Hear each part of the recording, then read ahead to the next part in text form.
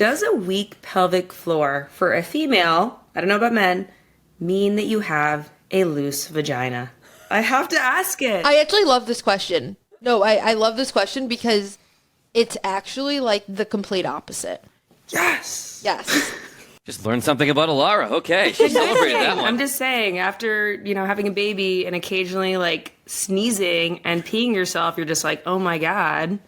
And people think that just because there may be some weakness in the pelvic floor and you get a little bit of leakage, that it means that like your vagina is just like all loose and stretched out.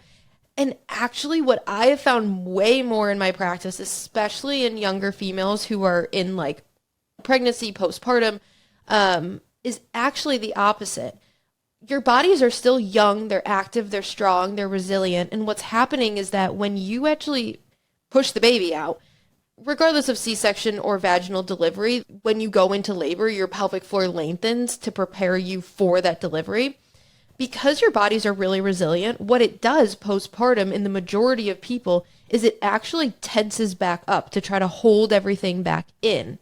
And also, your core and your pelvic floor work together. If one is really weak, the other one's going to try to kick in to do all of the work. And I'm sure, being postpartum, you felt that amount of core weakness. Yep. And with that, your pelvic floor is like, I need to do more. So it really tries to kick in and hold everything. And typically when people get that symptom of like coughing, sneezing, laughing, turning, really quick to one way and they get a little leakage, what's happening is their pelvic floor is holding. And then you do something really quick that it can't respond to fast enough. And you get like this little like lapse because it can't do enough to like work with that really quick reactive movement.